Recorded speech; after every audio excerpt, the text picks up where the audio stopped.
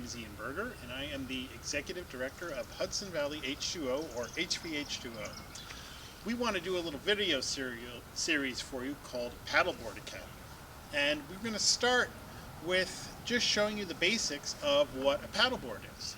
So I have right here a paddleboard.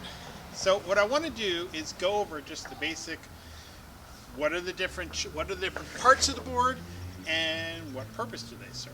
Okay, cut there. Okay, so I have right here a paddleboard. This paddleboard is made by Bic. It's 9 feet 2 inches long, and this is more of a surf-oriented paddleboard, but it's really good for, since it's nice and compact, it's great for showing you the different parts of a paddleboard. Let's start at the front. The tip of the paddleboard is usually known as the nose. Okay, so the nose is, of course, where the paddleboard enters the water and right below. All right. Then the sides of the paddleboard right here, you can call it the sides, but paddleboards come from a surfing heritage. So the first paddleboards really were oversized surfboards. So we refer to the sides of the paddleboard as the rails. Okay. This top of the paddleboard, where you stand, is called the deck. And this pad right here, so there's a little padding right here where you put your feet. This is called the deck pad. Really simple. Okay. This is the center handle right here where I'm grabbing it. This is one kind of center handle. There are many other types of center handles. Some of them pop up. Some of them have a central bar you can grab, but they all basically do the same thing. The important thing to remember about the center handle on a paddleboard is that it's right at the center point of the board. So this is really the balance point of the board. When I pick it up, I'm literally picking it up from the center of gravity. And when you stand on a paddleboard, you have your 2 feet on either side of that handle, and that's right at the center of the board. Okay, moving back,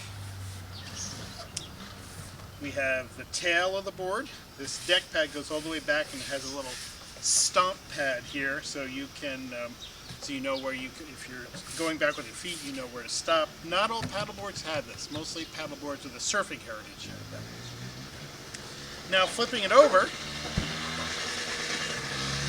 we have just a few things. This is just the underside of the board. You can see it's got a nice curve to it. And this curve is designed to slide off a wave, and the nose is tipped up slightly so it won't catch under a wave and pearl. But not all paddleboards have that. Some of them are really straight back and forth. This paddleboard, you can see the underside, and then right here by the tail, of course, we have the fin. Okay? Now the fin really helps the paddleboard go straight. You need it, and you can't paddleboard well without it. This type of paddleboard, because it comes from a surfing heritage, has spots for 4 more fins. Now with this one, you can use the central fin, or you can use the several of the others. It depends on what you want. This is for advanced style surfing. If you're just a beginner surfer, you probably just want the central fin and maybe a couple of the side fins. Okay. Last thing I'm going to point out is the leash.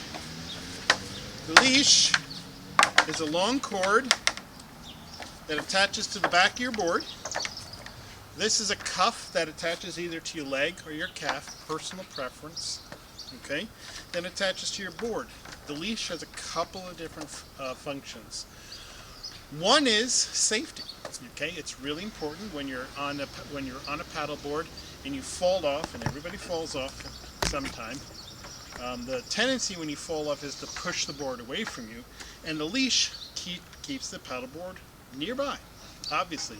And you don't even have, if the paddleboard is far away from you, fully extended with the leash, you don't even have to swim to it. You can just grab the leash and pull it back. The other purpose of the leash is safety for other people. If you're in the waves and you fall down, there's a very good chance a wave might take your board and move it away from you.